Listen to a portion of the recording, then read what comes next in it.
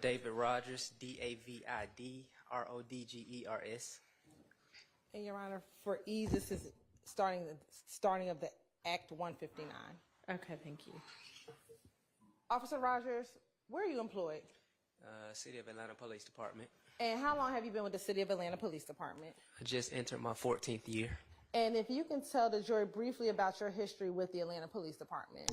While at the Atlanta Police Department, worked patrol for a little while before moving over to the Special Operations Section. Did about 8 years there before moving over to Special Enforcement, where I did time at the Auto Crimes Unit, and my last assignment there was at gangs before my incident. And we're going to talk about your incident in a moment. Yes, when you were a patrol officer, what zone did you work for? I started in Zone 6.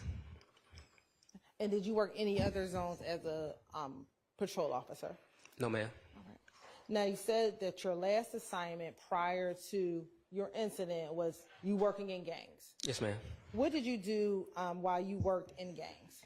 While on gangs, we were tasked with proactive enforcement, keeping up with wanted gang members and the apprehension of those persons, and that was about the gist of it.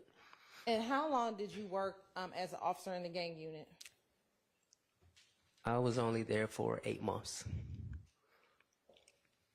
And in those 8 months, while you worked as an officer in the gang unit, what, if anything, did you do differently than the investigators in the gang unit? Typically, we were out in the streets more, certain high crime areas, presence, things of that nature. And as an officer with the gang unit, did you have a specific zone that you worked, or did you work the entire city of Atlanta? Citywide. And how closely did you work with the investigators in the gang unit as an officer in the gang unit? We worked hand in hand. If they had certain targets or subjects that they wanted apprehended, we would go out and look for them.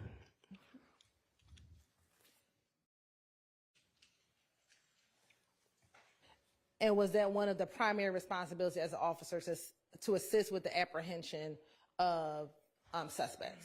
Yes, ma'am. I want to direct your attention to February 7th, 2022. Okay. Were you working that day? Yes, ma'am. And what was your normal shift when you worked as an officer with the gang unit? My normal shift was Tuesday through Saturday, 10 a.m. to 6 p.m. And let me ask, in 2022, were you working as an officer in the gang unit? Yes, ma'am.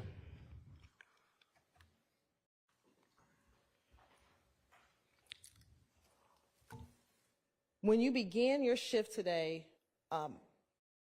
were you assigned to assist in any apprehensions on that day, February 7, 2022? At the start of that day, we didn't have any activity. We were actually waiting on fugitive to go and serve a paper that day, or serve a warrant that day. And we were made aware that the target got mobile, and that's when we were called. And who was the target that fugitive was looking to arrest that day?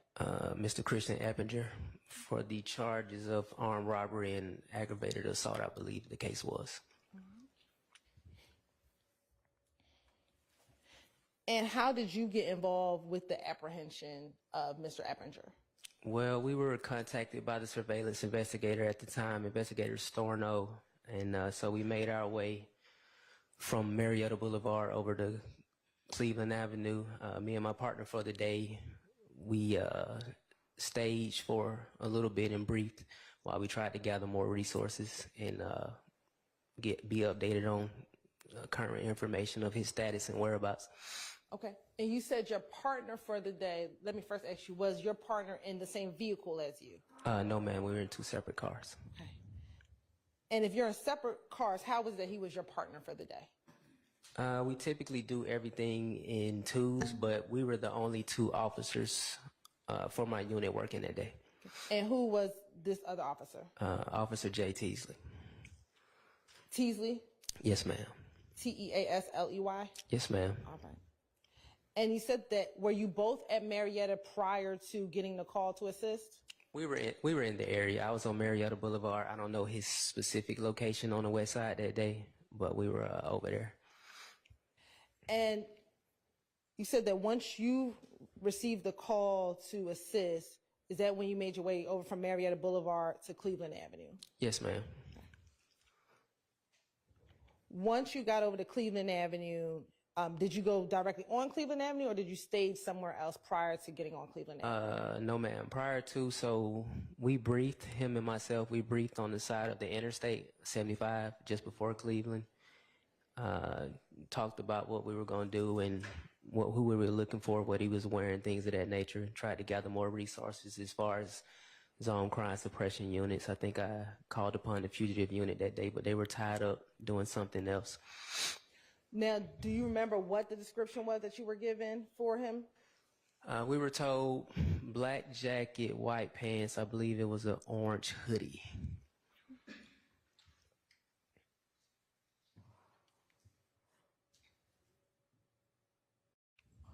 Tell us what happened once you got over to Cleveland Avenue. All right. After the brief, Investigator Storno told us that he had left the gas station and was out on foot. Just a second. If you hear an objection, if you'll just pause. I'm sorry, I didn't hear it. It's okay. I know it's a little bit hard to hear. Everybody needs to use their mics. Hearsay. Yes. Your effect on the listener.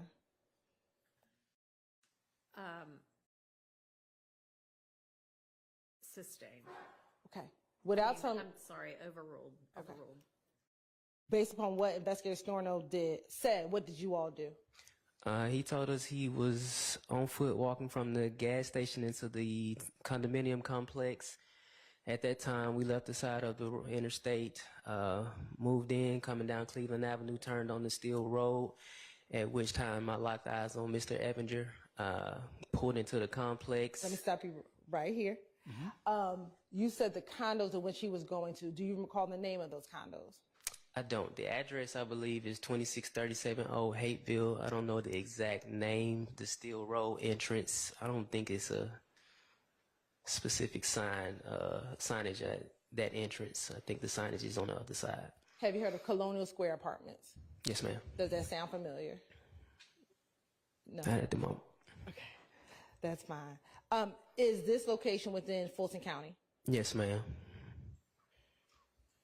Now, you said that the address is 2637 Old Hateville Road. Does the apartment complex have multiple entrances? Yes. Okay. Is one of those entrances on Old Hateville? Yes, ma'am. And is the other on Steel? Yes, ma'am. If you can just describe for the jury, if you're on Cleveland Avenue, what are some landmarks where that apartment complex is? Steel Road sits between now it's a Chevron and a Checkers restaurant. I think the address, well, I don't remember the exact address for the Chevron at Cleveland, but it's Steel Road sits in between the Chevron right there at Cleveland and Interstate 75 and the Checkers. Okay. Once you got onto Cleveland Avenue, what did you do? Turn left on the Cleveland Avenue, coming southbound from the interstate. We crossed the overpass, pulled up at Steel Road, made a left turn onto Steel Road, at which time I could see Mr. Eppinger walking through the complex, at which time I made to go make contact with Mr. Eppinger. And at the time when you went to go make contact with him, were you inside of the gate at 2637 Old Hateville Road? Yes, ma'am. It was it's a block of homes right there at the entrance. I think I remember him being on the sidewalk. And at that time, once you made entrance inside, do you know where your partner was? I don't. Last I checked, he was behind me, turning off of Cleveland Ave on the Steel Road. Okay. Once you got into the apartment complex and you see who you believe to be Mr. Eppinger, what did you do? I tried to pull ahead of Mr. Eppinger, get out. I gave him commands, advising him that he did have paper. Also, told him he had warrants. He kind of looked at me, looked past me, proceeded to walk past me. At this time, I'm traveling behind Mr. Eppinger. I go to put hands on him, start to pull on him and things of that nature. And as I'm pulling on him, trying to grab him, I kind of started to look over my shoulder trying to locate my partner because Mr. Eppinger at the time was non-compliant, still walking, still kind of doing what he was doing. And when my partner wasn't there at that time, I chose to transition from lethal force, downgraded to my taser. Went to go tase Mr. Eppinger, but when I went to go access my taser, I couldn't drop the hood. I didn't drop the hood, and so when I turned my body to access it with my right hand is when I started feeling these shots. So let's kind of slow that down, okay? Let me ask you this. At the time and when you went to go apprehend Mr. Eppinger, did you have your body cam on? Yes, ma'am. And did you have dash cam in your vehicle? Yes, ma'am. All right. Now, you said that you got out the car and you went to go and grab him. When you got out the car, did you have your gun? Yes, ma'am. I had my gun drawn on him at first. Came out lethal force. He was known to carry weapons and things of that nature. And like I said, I go to put my hands on him because he kind of walks past me. After I told him who I was, announced my agency, let him know that he had warrants. He kept proceeding down the sidewalk. And so as I'm engaged with him, I'm kind of looking back over my shoulder for my partner, and he isn't coming, so I had to switch to another plan since I wasn't physically able to overcome him. And so at that time, I holstered my weapon and decided to switch over to my taser. Had trouble accessing my taser. What made you decide to switch from your gun to your taser? Just the sheer size of him. I knew I wasn't going to be able to overpower him, but at the time he didn't have anything in his hands. And so I felt it necessary to transition. Okay. And so when you went to go transition to your taser, were you able to draw your taser out? No, ma'am. I stumbled with my taser, with my left hand, at which time I reached over with my right. And at that point, he had flanked me and started to fire upon me. Okay. And when you say he started to flank you, what did that mean? So he had veered off to my right side. Okay. And then, did you see when he drew his weapon? I did not. Okay. What was the first thing that you felt? Just a warm sensation. But I knew something was wrong because when I went to re-access my weapon, I could not have use of that arm. And when I turned around to track his person, all I remember seeing was the muzzle of the gun, the white pants, the black jacket. But at that point, I was pretty much out of the fight. And we say you were out of the fight. What do you mean? It's even after reaching for him, I feel like I remember reaching for him with my left hand, but my body was kind of beginning to shut down, probably from the blood loss. I don't know. Okay. And once you started feeling those, like that bullets and that impact, where did you end up? Were you on the ground? What happened? I remember after looking at him, I remember turning away. I feel like I took a knee. I might have even laid on my face. I sat there for a minute. I gathered myself. I got on radio, let radio know I was shot. And then at that point, Investigator Johnson came over to render aid. He pulled me around the corner, and yeah. Okay. And after that, were you taken to the hospital? Yes, ma'am. We waited on the ambulance for a little bit, but we kind of had a talk and a discussion, and I just requested to be put in one of the UC cars, and we made our way to Grady. And so you said you were talking. Were you alert at the time after being shot? Yes, ma'am.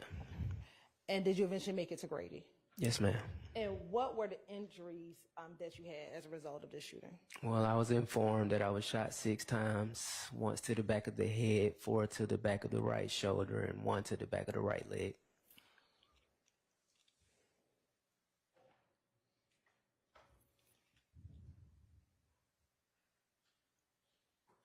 And did you have to spend some time at Grady because of your injuries? Yes, ma'am. I did about 7 days in the hospital. And are you now back to work at this point? Yes, ma'am. Okay. Course indulgence for a moment.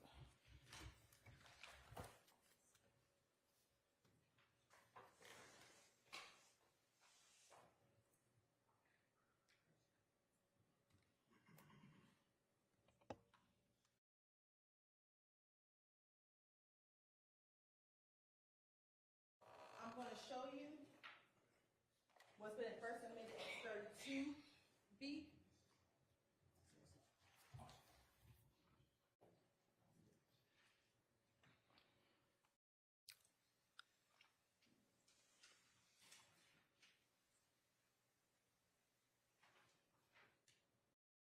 Do you recognize the individual who was depicted in State Exhibit 32V?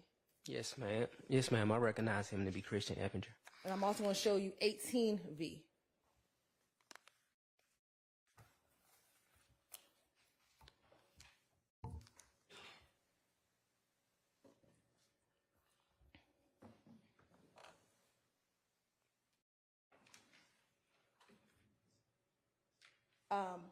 Do you recognize who's that in 18V?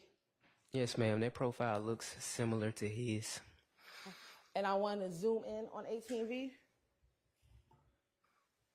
Are you able to see what is depicted on the side of his face?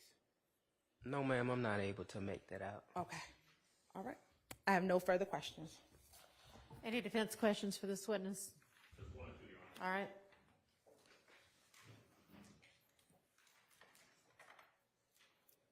Roger, good afternoon, sir. Good afternoon. You hear me okay? Yes, sir. All right. If I heard you correctly, you found out, or you came to find out after the fact, after your encounter with this guy, that you were shot a total of 6 times? Yes, sir. Okay. You were taken to the hospital, and you were there for a period of time before you recovered? Yes, sir. Okay. And you are back to work at this time? Yes, sir. Okay. And you described the person who was on the screen, the person you encountered, the guy you encountered as a Mr. Eppinger? Yes, sir. All right. All right. I'm sorry that happened to you, sir. Thank you for your questions. That's all I have. For your answers. That's all I have. Any other? All right. Officer, good afternoon. You don't see that gentleman in this courtroom, correct? No, sir.